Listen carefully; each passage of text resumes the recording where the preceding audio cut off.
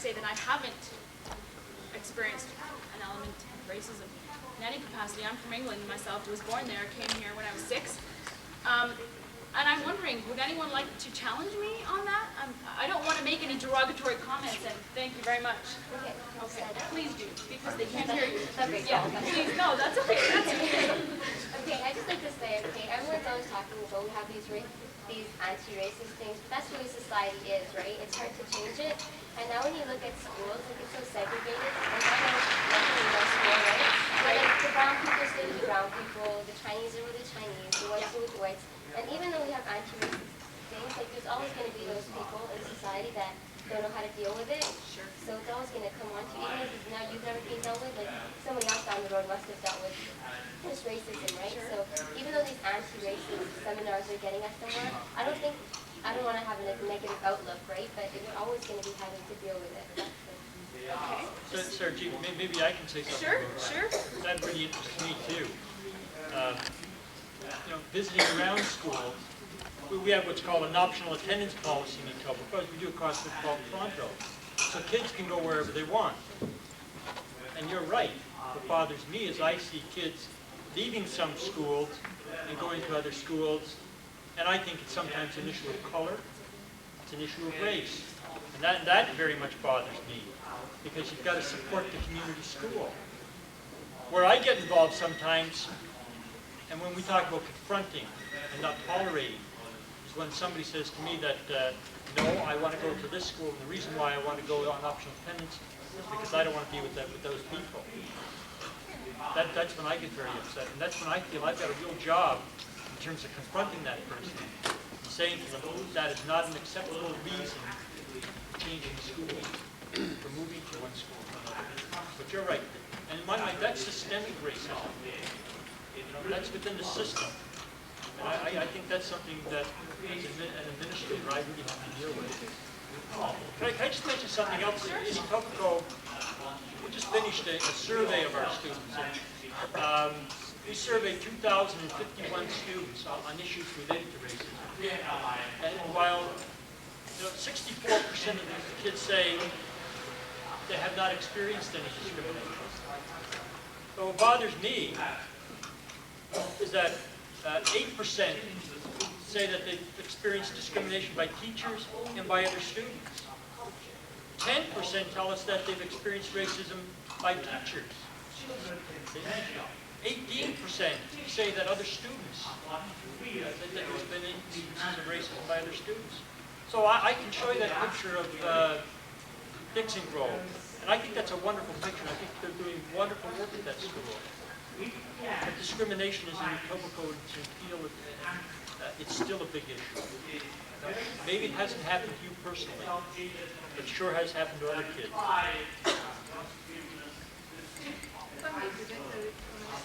In Scarborough, we had a similar survey that went out, and it was to principals. And I'll have you know that 90% of principals wrote in and said, no, we don't have any discrimination in our schools. Well, can you imagine when the principals are thinking that? I think it's not that it's not existent, it's not understood, it is not spoken about. A month later, after we received that report, we started getting floods of cases and situations where racial incidents were actually taking place in schools. Students were having, just didn't want to attend schools because of racial incidents. Things weren't being dealt with, and the whole policy wasn't filtering down into the system at all. So I think it's important to realize we had to review that and let them know that no, there is racism. It is taking place in the schools, and students are feeling it. But it was funny to see, out of 154 schools that responded, principals didn't see the existence in their schools, and the children were feeling it. So I think that's something, again, you've got to question that when you're feeling it. If you don't say anything about it, your heads of schools are going to think, oh, well, everything is fine, it's hunky-dory, you don't need to look into that. Why, It's not a problem that many people have the tact of dealing with. So I think you've got to address it and go after it. What I do want to encourage here is a steady dialogue going on between all of you and the panel, because they're here to talk to you, with you. And your concerns, your issues, they're not going to fix today, but we can walk out of here feeling that we've accomplished something. Now, everyone's looking around and thinking, yes, someone else is going to talk, and someone else is going to talk, and someone else is going to talk. And then what's going to happen is, when it's time to get back into the other group, then all of a sudden we're going to have comments. Now, if there's anything specifically that our panel hasn't discussed that you would like to discuss, or you would like to touch on, then that is most welcome. Because we are here to listen to you. We've heard them. Would anybody like to challenge any of their comments or say anything? I just want to criticize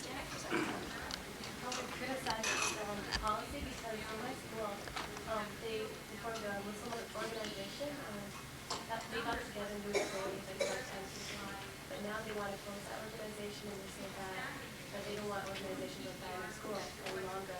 Is that like contradicting this anti-racist policy? Because number 6, it says that they want to promote self-esteem and pride in one's own culture, and now they're depriving those people of that. So how can you say that we should try to fix ourselves in those administration candidates? Okay. You're raising a good point. And just as the person here just said, that if in fact principals tell us there is no racism in our school, then we've got a real problem. And if a school decides that they're not going to try and meet the needs of a group within that school, then that's a serious issue. So how can you ensure that this is being implemented in the schools? Because it's not. They say that they're going with this policy, but they're not. They're not doing it in school. And I'm not going to say that you're right for a school, but it's one of your boards. And you're just saying that you're doing a lot, but in reality, they're not doing anything. If I may interject there, we had a similar situation in one of our schools. And yeah, so you've got this important document in your hand now. You can challenge it. The ministry expects every Board of Education to have a race relations policy, which has to be implemented not just there as something to keep people happy. You go all the way to your trustee. You go all the way to the MP, to the Liberal. Anywhere you have to go, you make a noise. We had a lady that came and also have a plan. When you go and approach them, don't get heated. Be very diplomatic about it and say, well, this is the plan, contingency plan there, and have your superintendent, have your spokesperson, whoever. I think in Peel they have Zubaida Vahid, if I'm not mistaken, as a multicultural coordinator. So if you're from Peel, you have a very good person there that you could go in with and say, well, here, this is what we need. Your policy states that. Why is it not in actual fact happening? And I'm glad you brought that point up because, again, the Muslim community faces I think there won't be a week that my phone will not ring them in school. Can a child actually take music? Is a child not allowed to go on a field trip? All this junk, and day in and day out, I'm saying, I feel like I wish I had a recording and say, yes, some sects of Islam do not allow participation in music. There are alternatives. It is these kind of issues, diet, kosher, this business, halal, vegetarian. I mean, they don't understand, and we can't reach everybody. So it is up to the communities collectively to send out proposals to inform the boards that these are our practices. This is what we want as a community for our children, because our youth are facing these every step of the way. And it's fine to be saying, well, you've got to be Indian, and you've got to fast, and you've got to wear hijab, and there's no support from back home or the community. Our children are facing tremendous pressure out there in the schools. And it's nice to say this, but challenge it and have your leaders, have the people that are here today sit together and write up some proposals that are going to go to every board, all the way up, because now is the time. Now is the time when the ministries put out money for changes. And the South Asian community is way behind, lagging. And then we can get as many people as we can cover. Go ahead, please. Being a teacher, I find 20 years ago it was color discrimination, but now it's a different one. When I see our kids being put down on the basis of, let's take one arranged marriage. And I was interviewed recently on one TV program, so I asked her, why are you forcing your kids to have arranged marriage? I said, listen, I have a love marriage, which was 20 years ago in India. What do you mean It's arranged marriage, even though my parents don't know that, because they thought it was. The second question was, you don't allow your children to get married outside. I said, listen, my grandmother is Chinese. I have the only family maybe where we have Japanese, Malaysian, Chinese, European, and Canadian men and women in our family. Last year I was in Malaysia, and when I brought the pictures back, my kids asked, Daddy, who's this? I said, my cousin brother. Because I still have just grandfather, there are 9 brothers and sisters, 3 in Hong Kong, 3 in Malaysia, from the mother side in Singapore, and they're Japanese, Chinese, Malaysian. I said, what do you mean? We don't allow that. I said, we have wives and husbands from every caste, every religion, every culture. But I see the kids being put down in the classes though. But they're like, you're going to have arranged marriage. It's going to be like an animal. There's no respect. I say, listen, you fall in love, you get married, you divorce. In our custom, we get married, we fall in love, we stay there together. It's different. Okay. Not only that, I do have a question though, how can we solve this problem of where we have respect for our own culture and we each other? When I say each other, I mean every ethnic community, whether English, whether they are Scottish, or Irish, or European, or Asian, we start respecting our own culture and each other's culture. Because we start putting down each other sometime, hey, you have this culture, this custom. I think we should have respect for each other's custom. Because I see even kids in my classes being put down so terribly when they are from Sri Lanka, or India, or China, because of their customs, because of their accent. They're joked, they're ridiculed. Because a girl just came back from India, she's married, she's 18 years old, she's in the class. Oh, you have arranged marriage, you're like an animal. And I see, what are the solutions we can have for these problems? Because when they asked me, they said, you don't allow your daughters and sons to go to dance. I said, I have not even stopped my children to go to any dance as far as I know.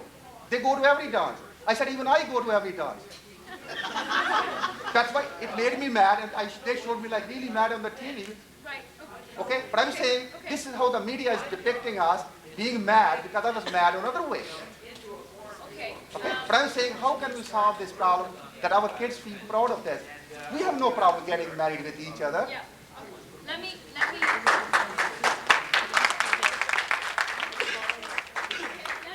to that. Let me respond as a facilitator to that because my views cannot get in here. And then we have a comment over here. First of all, I respect and appreciate your comment that you made. For the purposes of this conference, this seminar, we're dealing with the issue of racism. So what I'd like to do is stay away from arranged marriages, from dating, from the media, possibly how the media depicts us. Yes, we can look at it that way. But I'd like to stay within the context of racism, specifically education-wise. And I know that we could get into an entirely different topic if we touch that. So, thank you, Mr. Pandori. We have a comment over here from a young lady. Go ahead. Okay, what I really Stand want, up. what I want to say had to do with, I guess, arranged marriages and all that, but you say, you speak, with all due respect, you speak that you have Chinese people, European people in your background and in your family, but doesn't that, like, not really, like, is that really, like, relevant? Because it just matters what religion you inflict upon your children, not really who's in your family, right? Maybe I can respond. Harvard John is raising a good point, though, because as a principal in a school, I'd be dealing with that. Because you have a relationship with the students in your school. And I've had a student come to me and say, Mr. Dulesky, I want to come to that dance. But my parents are saying no. And you talk to the young person, and one person, a young girl came to me and said, you know, Mr. Dulesky, I want to go to the dance. My parents are saying no. I said, well, what do you want me to do about this? Did you call my dad? Well, yes, I will. So we sat there, and I called her dad, and I said, hi, it's Jerry Dulesky calling, and right away there was silence on the other end of the line. I said, well, I had to be talking to your daughter in the cafeteria, and you have some concerns about how we run our dances at our school. No, I don't. No. I said, well, wait a second now. Have you heard there's drugs or there's problems or there's... What bothers you about that? And he started telling me things that were of concern to him. I learned a few things that I didn't understand too. But I said to him that, you know, the socialization process in the school is so important. It's so important for your daughter to get to be with the other kids in the school. It's a significant event. And I was pleasantly surprised to find that Friday night that she was at the dance with the other kids. And so there's understanding on both sides. So I understand what Harvard John's talking about too. But it is a sharing of understanding. All of that particular culture.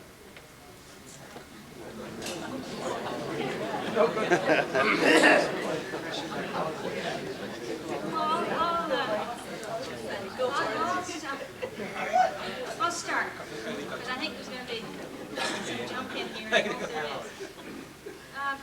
You know, the Canadian culture, and it's a wonderful thing about it, and it's changing. And it is changing. What is it that's changing? If there's one thing that is for sure, aside from taxes, it's the change and the rate of change. And I'm not trying to avoid your question, because I think it's really important. And once I think we get a hold of this, I think it's a wonderfully exciting, and it was commented on earlier, there's great opportunities here to get on board and do this. It's more so here, and it is very much so because of a number of the technological changes, etc., but also because of the various communities that are coming together in a number of different ways. And the other thing that I think is really important we have to move toward, and I mentioned this before, is the collaborativeness of getting together and talking about these things and sharing things. There is no longer right and wrong to the extent that we've experienced it before. There's more appropriate, because what is appropriate, more appropriate, even in one school community, will change 5 blocks away to another school community, because it is the mix of the people, it is the priorities, it is all of the things that come together in that particular community that should be expressed there as much as possible, and that will be different. It's different than in the next community. So if we keep building on that and the rate of change, and we accept it because it's right and it's legal, by the way, and fits a basic set of values that I think we could very much come to agree on. I think if we can do that and accept each other more, that's what's Canadian. And I really think, you know, I see so much with the economic stress that we're in today. I see so much blaming going on. And to me, that's such a terrible waste of energies, because if we redirect that, all of us, into those kinds of wonderful discussions around learning and building and constructing, that to me is what is so fabulous about being in Canadian society today. There are quite a number of hands up. I still have what I wanted to say. I think hearing the comment, I take it what you're saying is people will say, in order to be more successful, have your children more successful, they should learn more to be part of the Canadian culture. Is that what you're saying? Like that seems to be a barrier to success. Well, in a sense, yes, it is. So you're being confronted by that term as somehow you're responsible for finding out what that is and finding a way of working with it, right? Okay. I would suggest that when you hear that term, that's a sign of someone who's being exclusionary, because it's a moot point. I mean, this is, of all the countries in the world, I mean, Canada is the most, is by the United Nations definition, the most multicultural nation in the world. So to try to define what Canadian culture is meaningless. Canadian culture is what we together make. So right away, that's someone who's trying to exclude. That's my feeling. They're saying, yeah, the onus is on you to break in. Well, I think we turn that around. I'm surprised the first questions, for example, weren't related to Sabra's comments about the age, the generation gaps and those tensions, because I know how difficult those things are for you.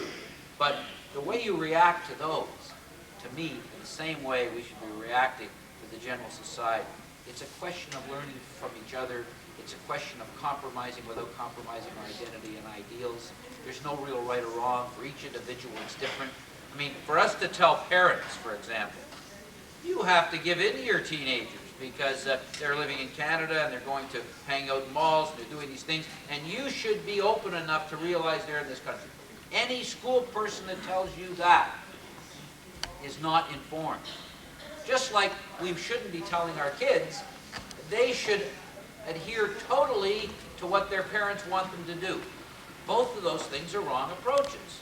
It's the idea of working together, cultural group and cultural group, parent and child, to find out what respect we have for each other, what the bottom line is as an individual and as a group, and how we can reach an accommodation. It doesn't mean we always agree. I mean, we have to put up, all of us, with some things that our children will do that we have to swallow and say, you don't like that. But on the other hand, by compromising in that area, they have agreed to do certain things that are more important to me, whether it's curfew or social relations or school or whatever. So it's that collaboration that was used, coming together as whether you're two cultural groups or a parent and a child or a teacher and a student, and saying, where's the common ground? There's common ground between everybody. And I think that it's complex, but there's common ground between groups and between individuals somewhere. Ajit. Yes, I have a couple of comments and questions for two of the panelists. First of all, we hear a lot of cliche of building bridges and outreaching and all that. Since Field Board of Education is the biggest board of education, and I have some personal experiences dealing with the board in 70s when I was working as a grassroots worker in race relations. I heard that there are no policies or implementation on the subject of Kumar race. I wasn't surprised at all. For the reason being that it was never acknowledged until very recently that the problem existed. I'll give you an example. When in 70s I approached the board at a very high level that our kids are being roughed up, beaten and abused and taunted at school, the answer was, what are you talking about? There is no racism in our schools, and I'm telling from personal experiences. So Field Board of Education has to be kicked and pushed into the reality, and the Field Board of Education has a lot to learn from Toronto Board of Education even today, because this board is also a bastion of resistance, and I can tell you from my personal experience. I'm not a teacher. My two kids went through the system. Now that's my comment. The question is, like the Toronto Board of Education has South Asian Liaison Committee. So now we are coming to building bridges and having a dialogue and so on. Do you have similar processes where you have a structured South Asian Liaison Committee that meets regularly with the members of our community to deal with the issues we would like to deal with? So many things I want yes and no to that specific question, but I want to get back to, I think I misled you when I said there wasn't a policy. There's clearly a policy, and we passed that in 1988. Now I'm talking about policy of hiring and promoting our teachers and staff. We do, because it includes it, but what I was trying to, and perhaps I did mislead you, say that we don't have numbers, target Well, numbers. that's always a starting point. No, I agree, but I didn't want to mislead you, and I wanted to speak to that right away. Yes, we do, but not to the extent that I believe, and I'm not trying to read into what you're saying, but I believe to the extent that you're suggesting, and I would like to personally, as one trustee, see more of that happening. We do have something called a Community Liaison Committee. Now, we've had a Community Relations Committee, which came out of the Communications Committee and the Race Relations Equal Opportunity Committee. And if there's one thing that's been frustrating for that core committee, and for me personally, because I've been on it a number of years, and I'm not on it right now for another reason, but it's just constantly struggled with more discussion around what are we and what are we trying to do than getting down to it. And I feel the frustration. I know a lot of people on that, and certainly Tony Saldana has expressed that very, very clearly. I believe, to tell you the truth, and I don't say this lightly, Lori Cashmore is the chair of that committee, and she happens to be my board mate, and I think highly of her. I believe from the discussion that she had with me after the last meeting that they're finally starting to get a sense of coming to some acceptance of the fact that, look, we've got to get on with this, much less what are we trying to include, not just business partnerships, not just getting so specific about who has to be represented, but getting on with the business of the whole thing. But, yes? Yeah, I'm assuming there is no South Asian liaison committee. No, there is in not. PEEP. Okay, But I would thanks. encourage you, Thanks very much. and I tried to make that point in my comments. I would really encourage you to take it upon yourselves to come to us and don't ask me to set that up for you. Ask me to join with you to set it up. That's what I'm talking about. I don't want to start a debate. No, I'd that's like not- to no, I turn don't mean to to debate another panelist. I think you have brought into light some very harsh and painful realities in our own, and we shouldn't be very defensive. You commented the child is like a teen murti, so are the parents. Because because we don't stop evolving just because we are adults and parents. We have 3 dimensions too. We have internal personal beliefs. We have our own peer group, which has certain expectations from us, and we also have the mainstream group that has certain expectations.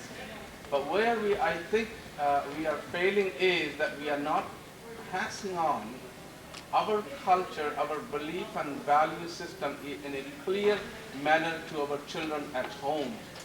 We only deal with problems when they arise.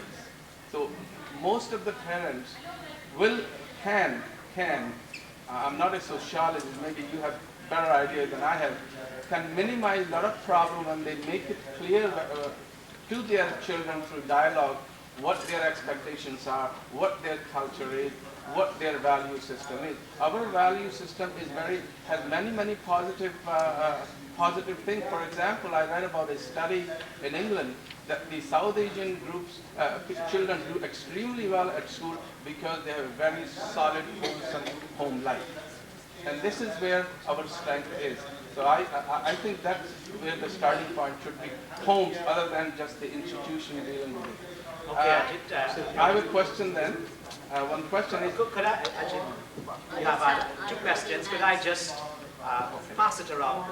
Because we'll have another opportunity in the plenary session to pose questions to make comments. Okay, so if I can just evenly distribute it. All right, thanks very much. Sorry for hogging the time. No, that's fine. Do you have counselors for parents? We do not have counselors just for parents.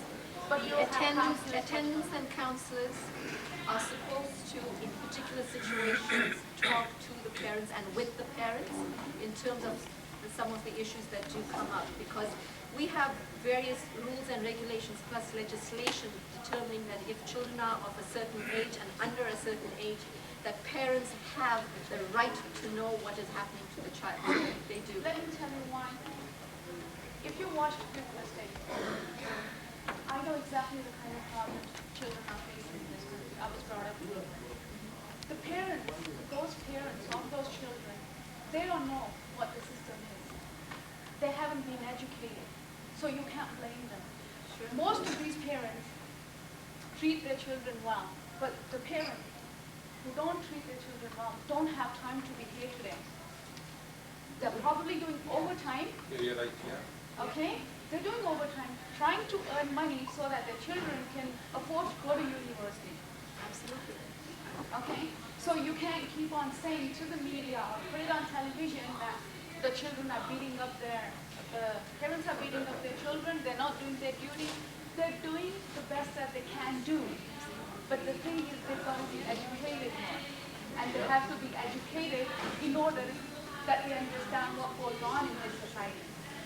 If I may just comment on that, I think your comments are well taken, and if you read it, take you back a few minutes. I started off with 3 assumptions. And one of the assumptions is that you do care and that you are trying to tackle the system. I was not, and I want to just read it. I think that, and somebody else mentioned, we're not here to blame any particular. I think what we are here is to try to open a dialogue to say that we all have responsibility at different levels. And your point about those parents, yes, but I'm talking to us as a community, and I mentioned collective responsibility. No, you did. Okay. The image that was shown on this program was that all the Indians beat up their children. That's not true. Okay. No, this was the presentation that was done, and it is not true. Absolutely. Okay? So, most of our parents care about their children. There is a very good communication between children and parents. Otherwise, you won't have this turnout there.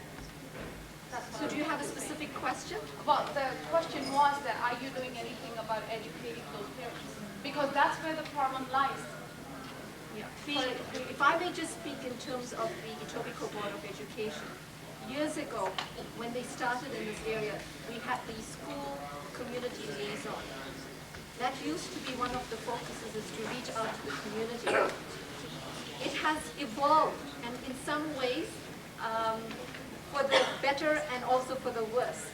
Right now, the focus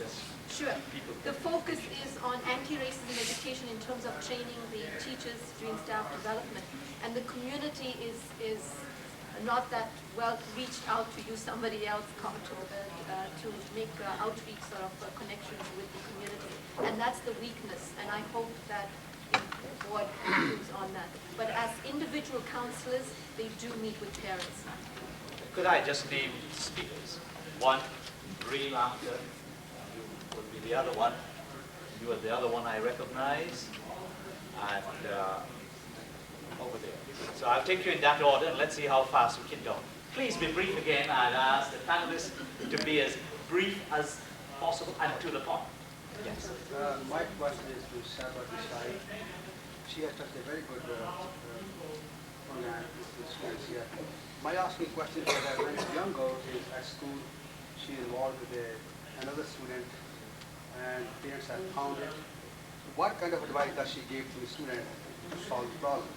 I know in one instance, a girl had to go to India, as you mentioned. The brother in my class and asked him the real question. He told personally, he said, we like each other. He was Muslim, she was a Hindu. And they cannot get together. He said, they would kill me. So the question here, what kind of advice do you give to those students to solve this problem? So they can be at school, they can perform well, and they can do everything all right. Okay, well, if you're asking me personally in terms of as a professional, how would I deal with that particular situation? Yeah. One of the things that I would do is I would try and get the story from all sides in terms of talking to the parents, talking to the girl, and talking to the boy as well to get all perspectives. And focusing on, in terms of what the girl wants to do, is that there are consequences.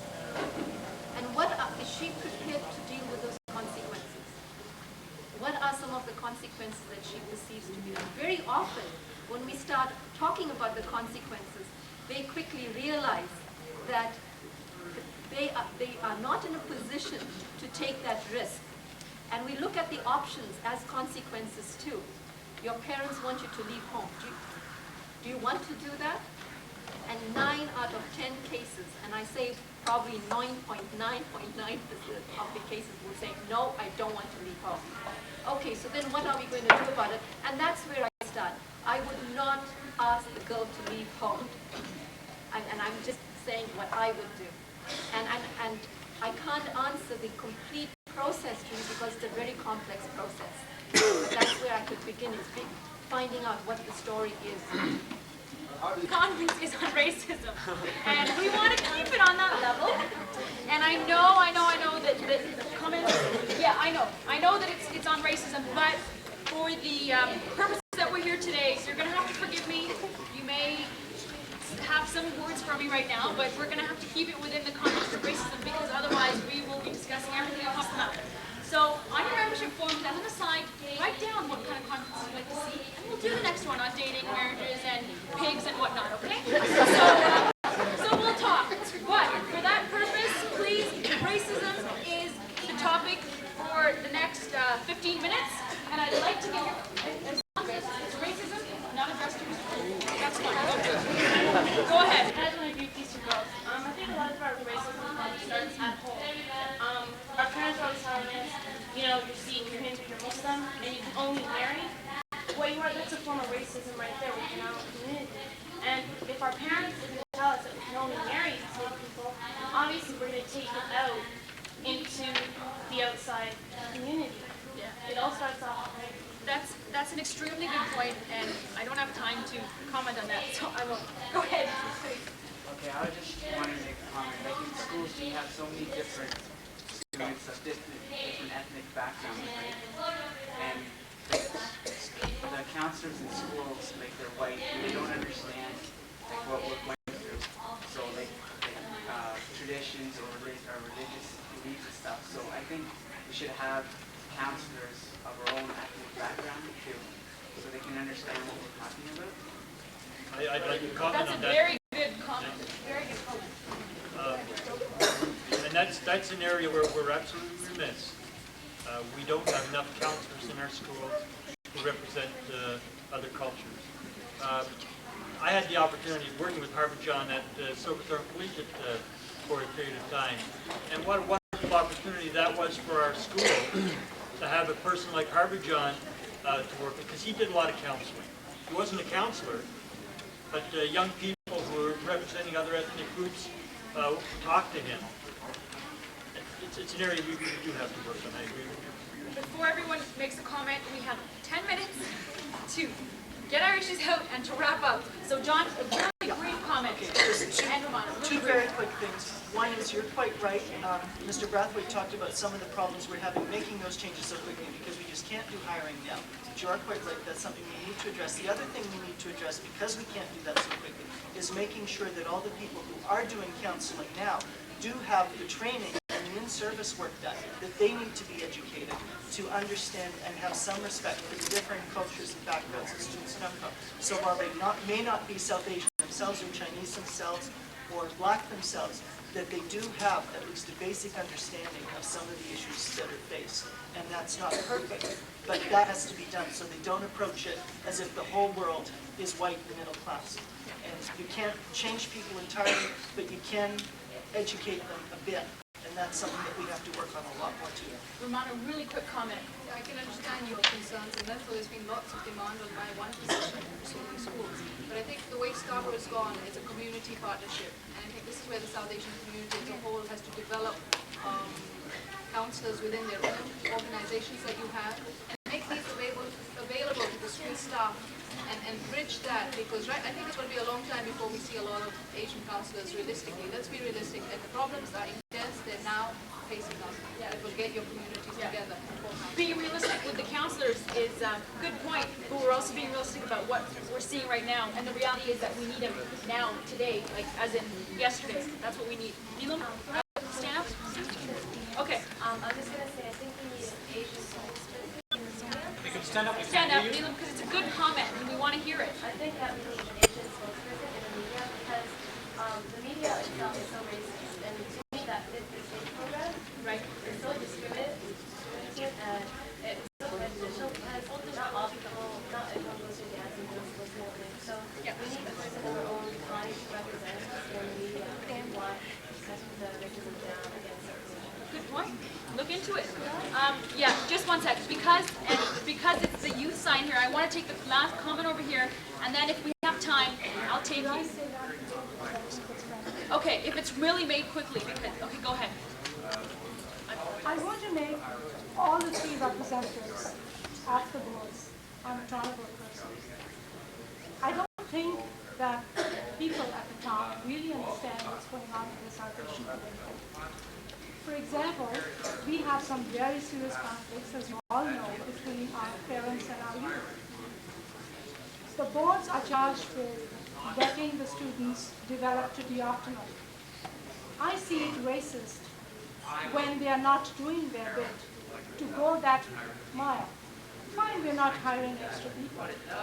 We can deploy staff to assist our salvation. We are the most highly qualified community. It's been recognized by SACS for years and years. Good to know. 75%, that's statistics. Parents that have post-secondary education, at least 75% of those kids will pursue post-secondary education. That's not happening within the South Asian community. Right. We have the highest statistic of our children leaving home and being in children in society's care. Right. CAS is not responding appropriately. What are we doing? Here. Thank you for that comment. Really quick, I'm being told that we have lunch, and I want to give you guys, you've been waiting so patient. After you, young gentlemen, and yourself, okay? Really quick, guys. Go ahead. Okay, my dad's name is and for those who don't know, he was the first Amritari Sikh officer. And 2 years ago, a big controversy started with allowing baptized Sikhs into the board because of the dress code. And I remember in Edmonton, that's where we used to live, the racism that started, and it wasn't just the white people, it was within our community. People were saying, oh, what are you doing? You know, you're just going to make it harder for us. But I remember how hard my dad worked, and I remember how we have Canada Wonderland here. We have Klondike Days. We used to have Klondike Days there, and we were coming back from our rides, and there was these guys with beer cans and everything, and they were selling all these shirts. But there was this white man and this black guy, Indian guy, and a Chinese guy looking down upon him, and he had all these, I don't know what the slogan was, and I remember them yelling at my little baby sister, who was 7 years old at that time, and saying just despicable things and phoning our houses. Because in Edmonton, there weren't that many Indians, and it wasn't hard to find a Sidhu, because there was only 2 Sidhus. And I remember my dad telling me, because I started crying, because I couldn't see my little sister cry like that. And I said, Dad, why don't you just give it up? And he said, give what up? He goes, he used that saying, 16 stones may break my bones, but words can never kill me. But and I told my dad, I go, what you don't understand is sometimes the verbal gestures that are given hurt someone more mentally than physical actions. My dad had a tough time understanding that. When we moved here, it was a culture shock. I mean, Indians were so close, blacks were so close, whites were so close. And my cousins told me, if anybody gives you a problem, make sure you call us. And I told my dad that. My dad said that's no way to solve anything. You've got to stand up and say who you are. You've got to be proud of who you are. And if people say to you, hey, Jack, turn around and say, hey, what's up? Instead of saying, I'm going to kill you now. I mean, we have to change. I mean, our parents aren't, our parents. Very good point. That was a very good point. Being the daughter of the first RCMP chairman of Voice of the First. One of the, okay, I'm sorry. Sure, you've been well educated. And that's an exceptionally good way to handle it. Someone says, hey, Patty, what's up? Hey, how you doing? You know? Just respond back to it, because we've got to give that message to them. Tell them it doesn't bother you. There was one, it bothers you. I'm sorry, that's very wrong for me to say. It bothers you, but deal with it in a proactive manner rather than a reactive manner. There was before you, there was yourself. And then Okay, this is addressed to that girl who says that like her Indian friends call her whitewash. Obviously, I think obviously they would call her that because she's not going to hang out with her own community. When someone just comes, like someone new comes to the country, they'd expect their own kind to like stick up for them, you know, and help them out, come introduce them to Canada and stuff. And if she herself's not going to do that, what do you expect them to do like later on?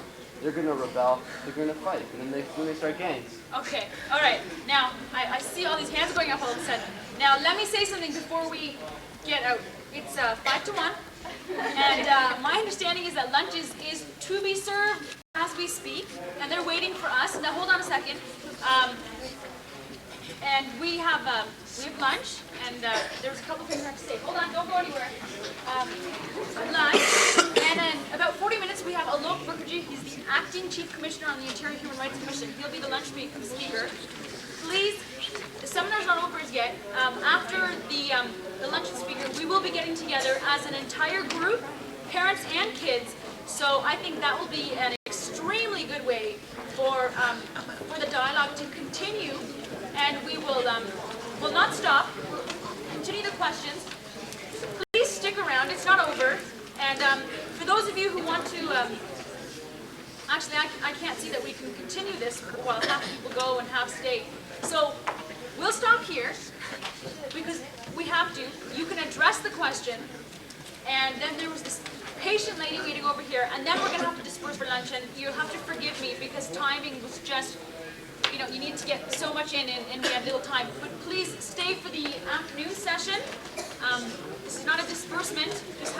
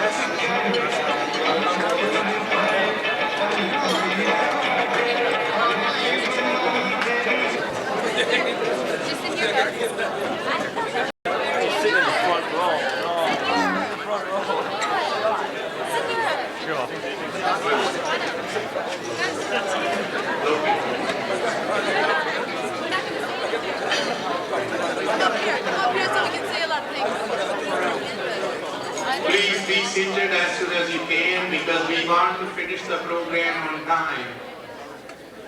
Thanks for your cooperation. Please be seated in the middle so that we can start the program.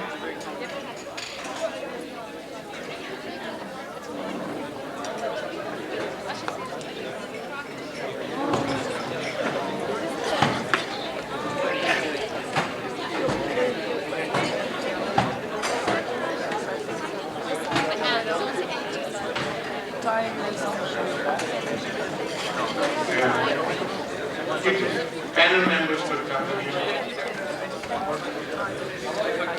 Panel members, please come over here.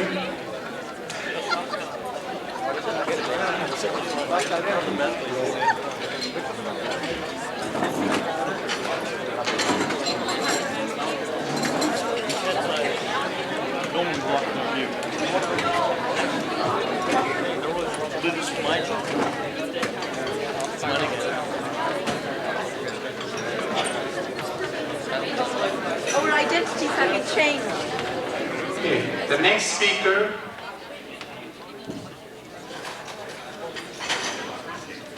is the person I have worked with him in late 70s and early 80s in the Indian Immigrant Aid Services. He has worked with Toronto Board of Education as a social worker, social community worker. In the social services in the Indian community, he has been working with a number of community organizations. I'm talking about Alok Mukherjee, who is a consultant, trainer, adult educator, a writer, and a researcher in anti-racist and multicultural education.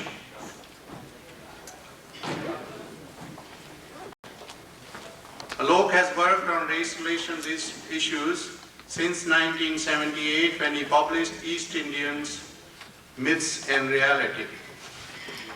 Alok is a member of the Doris Partial Institute for Education and Action, Toronto, and a partner in the consulting firm of Partners in Equality.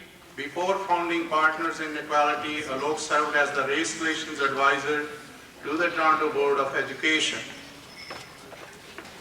Alok was appointed as a Commissioner of the Ontario Human Rights in March 1992 and was appointed Chief Commissioner effective November 1992. Alok holds Master of Arts degree in English from the University of Sagar, India and University of Waterloo, Ontario.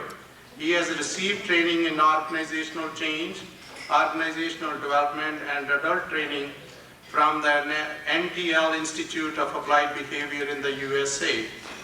Alok's wife is a professor of English and a writer at the York University. Their son Gautam is completing grade 9 in a Toronto school. Here I present to you Alok Mukherjee.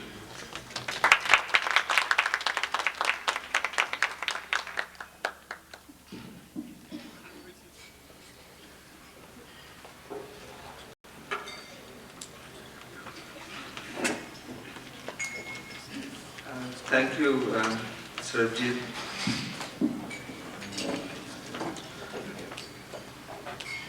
I know it is hard to listen to a speech right after lunch, particularly when the lunch was so substantial. So I'll try to keep it short. Unfortunately, I wasn't able to hear the discussions that went on this morning. I caught some of it as I came in, and the sense I got was that you were engaged in a fairly lively discussion with the most knowledgeable resource people and panelists that you had. And I hope that the comments I have to make will add to the discussions that you have been carrying on. But let me first of all thank you for inviting me to this important seminar. I'd like to share some thoughts with both the young people in the audience and the parents, the community leaders who are in the audience on the issue of race relations. This topic is of great importance to me, not only as the Acting Chief Commissioner of the Ontario Human Rights Commission, but also, as Sarabjit mentioned, as a South Asian parent of a soon-to-be 16-year-old in the school system who has to cope with the acts of omission and commission that go on in our schools daily. Like my son, many of the young people who are in this audience were probably born here. But whether you are born here or not, all of you are facing the challenge of growing up in the most diverse society that we can think of. And there are many aspects to this challenge. First of all, you want a good education. You want a good education that also includes and reflects your own heritage, culture, language, and needs. You want a good education in an atmosphere that is free from harassment, humiliation, and discrimination. And you want a good education from teachers, some of whom look like you, and all of whom respect